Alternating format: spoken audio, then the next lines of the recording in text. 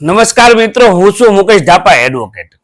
મિત્રો, આપણે આજના વિડીયોમાં વાત કરીશું કે શું ખાનગી કંપની ખેડૂતોની જમીનની અંદર યોગ્ય વળતર આપ્યા વગર વીજ પોલ પસાર કરી શકે કે નહીં.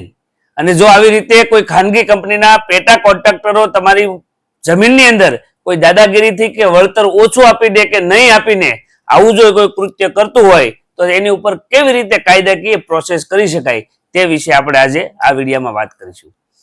મિત્રો, મારી પાસે ઘણા બધા એવા કેસ પણ છે, એવા કોર્ટની અંદર દાવા પણ દાખલ કરેલા છે કે ખાનગી કંપનીઓ એટલે કે જે વિન્ડ ફાર્મ કંપનીઓ છે એ કંપનીઓએ પોતાના પ્રાઇવેટ પાવરને લઈ જવા લાવવા માટે, ટ્રાન્સમીટર ઉભા કરવા માટે અને વીજ પોલની લાઈન પસાર કરવા માટે એમને જે ખેડૂતોની જમીનમાંથી જે લાઈનો પસાર કરવી પડે છે તેમાં જે એના પેટા કોન્ટ્રાક્ટરો હોય એ ઘણી વખત દાદાગીરી કરીને, ઘણી વખત ખેડૂતોને દબાવીને, ઘણા ખેડૂતોને ઓછું વળતર આપીને અથવા તો અમુક ખેડૂતોને કોઈ પ્રકારનું વળતર આપ્યા વગર અથવા તો અમને કલેક્ટરે મંજૂરી આપેલી છે, અમને સરકારે મંજૂરી આપેલી છે, અમને મામલતદારે મંજૂરી આપેલી છે એવા કોઈ બહાના બતાવીને નાના ખેડૂતોને આવી જાજી માહિતી હોતી નથી અને કલેક્ટરનું કે કોઈ સરકારનું નામ લે, જાજુ કોઈ કાયદાનું જ્ઞાન ધરાવતા ન હોય એટલે ડરી જાય અને ત્યારે એને આવું ભોગવવાનો વારો આવતો હોય છે.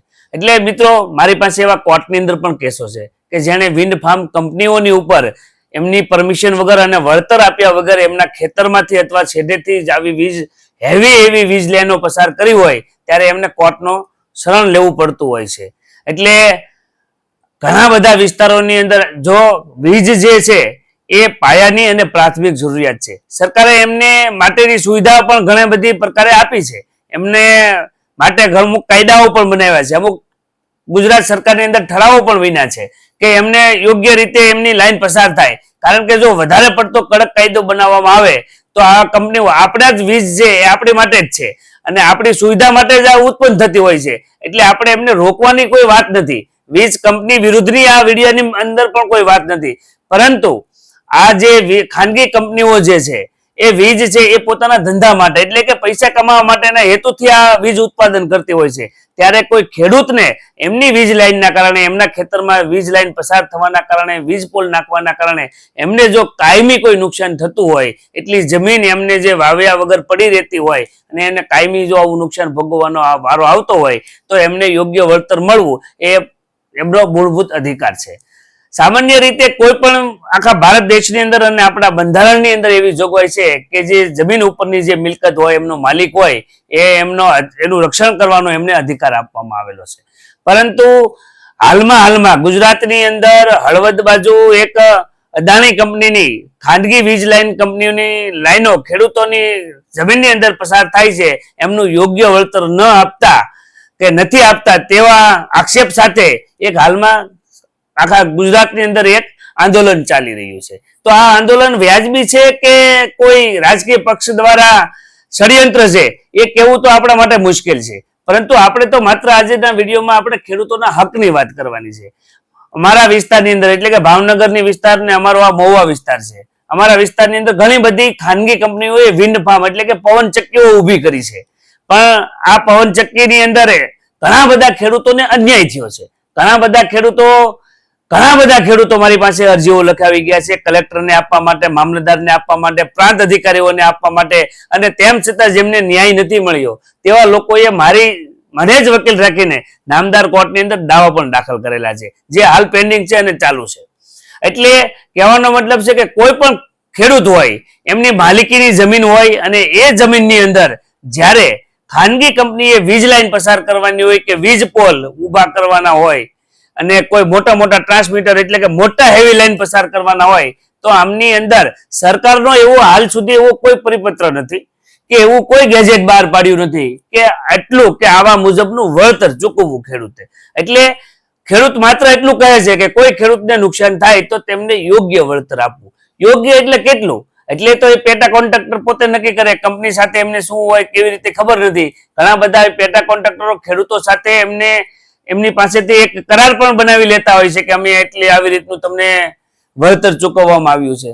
એટલે મહત્વનું, મેં એક દાવો દાખલ કરેલો ત્યારે મારી પાસે એક ગુજરાત રાજ્યનો એક પરિપત્ર મારા ધ્યાને આવેલો હોય. એમના જે શબ્દો છે એ મારી પાસે છે, હું તમને થોડુંક જણાવું એમાં કે ગુજરાત સરકારે તારીખ 5/4/2003 ના રોજ એક ઠરાવ પસાર કરેલો છે. ઠરાવ નંબર છે 39-2003/57 ના ઠરાવ મુજબ એવી નીતિ નક્કી કરવામાં આવેલી છે કે એ ઠરાવના ક્રમાંક નંબર 1 માં એવું જણાવવામાં આવેલું છે કે વિન્ડ ફાર્મ માટે સરકારી પડતર જમીનને અગ્રતા આપવામાં આવશે. આમ છતાં અપવાદરૂપ સ્થાનિક સ્વરાજ્યની સંસ્થાની મંજૂરી મેળવી ગૌચરની જમીન પણ આપવામાં વિચારણા થઈ શકશે. આમ આવી વિન્ડ ફાર્મ કંપનીઓએ કોઈ પણ સરકારી પડતર જમીન તથા ગૌચરની જમીનના ઉપયોગ કરતા પહેલા સ્થાનિક સ્વરાજ્યની યા તો ગ્રામ પંચાયતની આવી મંજૂરી મેળવવી એવો પણ છે. આપણે ખેડૂતોની વાત કરતા હતા, પરંતુ આ ઠરાવની અંદર એવું છે, કારણ કે મારી પાસે ગ્રામ પંચાયત એટલે કે સરપંચોએ આવીને દાવા કર્યા હોય, ગૌચરની જમીનની અંદર આવી કંપનીઓએ થાંભલા નાખી દીધા હોય અને વીજ લાઈનો હેવી પસાર કરી હોય, એમના પણ નામદાર કોર્ટની અંદર દાવાઓ થયેલા છે. એટલે આ ઠરાવની અંદર કેવું છે કે ઉબડક છે. સરકારે એવો ઠરાવ કર્યો જ્યારે પણ વિન્ડ ફાર્મ કંપનીને સરકારી જમીનની અથવા તો ગૌચરની જમીનની જરૂર પડે તો એમને પણ ફાળવી શકાય છે, અને કલેક્ટર આવો કોઈ એક એમને મંજૂરી આપતો લેટર લખી દે એટલે થઈ શકે. પરંતુ સ્થાનિક લેવલે પણ જે પંચાયતો એમની પણ, એટલે આમાં શું થાય ખબર કે નાના ખેડૂતોને ભોગવવાનો આવે. આમાં તો ઘણા બધા સરપંચોએ, મને પાકો હું કોઈ ઉપર આક્ષેપ નથી કરતો, પરંતુ સરપંચોએ પણ ઘણી બધી જગ્યાએ કંપનીઓ પાસેથી પૈસા લઈ અને એમની સરકારી જમીનની અંદર અથવા તો ગૌચરની જમીનની અંદર આવા વીજ પોલ નાખી દીધા હોય એવા પણ બનાવો બન્યા છે. એટલે આ એકબીજાની જે મિલીભગતથી આવા કામ ઘણા બધા થતા હોય છે અને બધા જ લોકો આથી માહિતગાર હોય છે, પરંતુ કંઈ કરી શકતા નથી. એટલે આપણી જે ખેડૂત હોય તે ખેડૂત પોતાની માલિકીની જમીન ધરાવતો હોય અને એમને જો યોગ્ય વળતર એવું પણ ન હોવું જોઈએ આસમાની, કે તમને એવું નથી હોય એમાં હોતું કે કંપની તમે માગો એ જ પ્રમાણે તમને વળતર આપી દે, પરંતુ તમારું યોગ્ય એટલે કે તમારે જે પ્રકારનું નુકસાન થતું હોય અથવા તો જે પ્રકારે તમારે એ જમીનની અંદર નડતરરૂપ થતું હોય અથવા જ્યાંથી આ વીજ લાઈન પસાર કરવાની હોય ત્યાં કોઈ તમારા ફળફળાદી વાળા વૃક્ષો આવતા હોય એમને કાપવા પડતા હોય, અથવા તો તમારી જમીનની અંદર કોઈ મકાન આવતું હોય, ઓરડી હોય, વાડો બનાવ્યો હોય, માલઢોર માટે કોઈ ઢાળિયું બનાવ્યું હોય, એમને પાડવાની જરૂર પડી હોય તો એ પ્રકારનું નુકસાન હોય. તમારો કૂવો હોય ને કૂવા ઉપરથી આ લાઈન પસાર કરવી જ પડે એમ હોય તો એ કૂવાને લીધે ઘણું બધું નુકસાન કહેવાય ને. એટલે તમારી જમીનમાં આ વીજ લાઈન પસાર થવાથી તમારે શું નુકસાન છે અને ભવિષ્યમાં તમારે કેવી પ્રકારની આફત એટલે કે બીક કે વીજ કરંટ લાગવાની શક્યતાઓ કેવી છે, આ બધું જોવામાં આવે. એટલે ચોક્કસ કોઈ આંકડો નક્કી નથી કે વળતર કેટલું, પરંતુ ખેડૂત પોતાની જમીનની અંદર વીજ લાઈન નાખવા દે અને ખાનગી કંપની હોય તો એમને ચોક્કસ પ્રકારે યોગ્ય વળતર મળવું એ એમનો મૂળભૂત અધિકાર છે. ઘણા બધા તો એવાય પ્રશ્નો આવે કે માની લો કે અમારા વિસ્તારમાં જીઈબી છે કે એક ખેડૂતે પોતાની જમીનની અંદર વીજ કનેક્શન મેળવેલું છે અને બાજુની ખેડૂત હોય એમની જમીનમાં એને વીજ કનેક્શન લેવું હોય, ત્યાં પણ કૂવો હોય, તો એ વીજ કનેક્શન લઈ જવા માટે આમાં વળતર મળે ખરું? આવો પણ પ્રશ્ન થઈ શકે ને આપણને.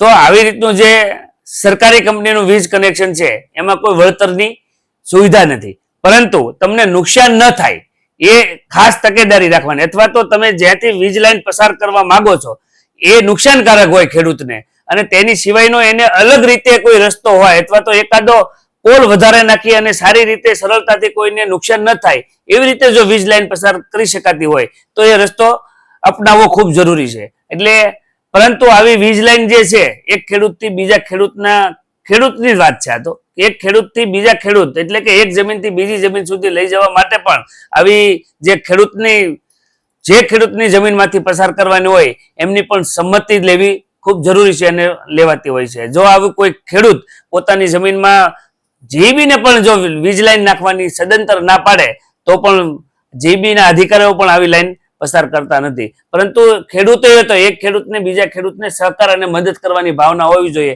અને આવી રીતે કોઈનું કામ અટકે અથવા તો કોઈને વીજ કનેક્શન ન મળે એવું આપણે કામ ન કરવું જોઈએ.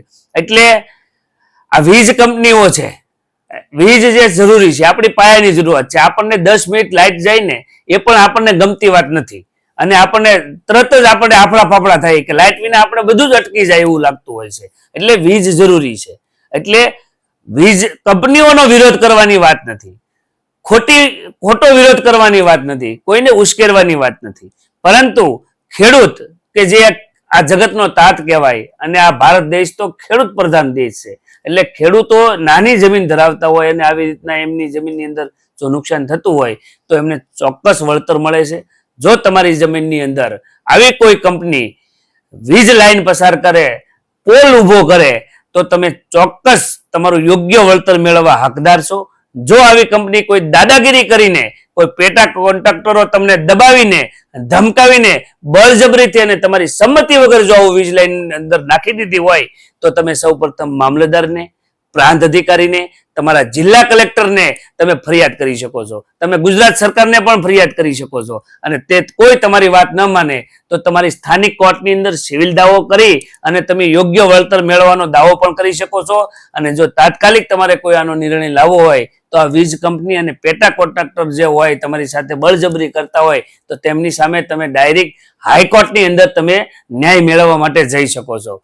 એટલે આવી વાત છે. એટલે ઘણા બધા આજના સમયની અંદર આ ખેડૂતો આજે આંદોલન ચાલે છે. એટલે મારા વિડીયોની અંદર મને આજ થયું કે આજ થોડીક વીજ કંપનીની આ લાઈન બાબતે માહિતી આપવાનું મને યોગ્ય લાગ્યું એટલે આપ સમક્ષ આ મુદ્દો મૂક્યો છે. તેમ છતાં તમને કોઈ પ્રકારનો આ બાબતે કોઈ પ્રશ્ન મૂંઝવતો હોય અને કંઈ જાણવા માંગતા હોય તો તમે કોમેન્ટ કરજો.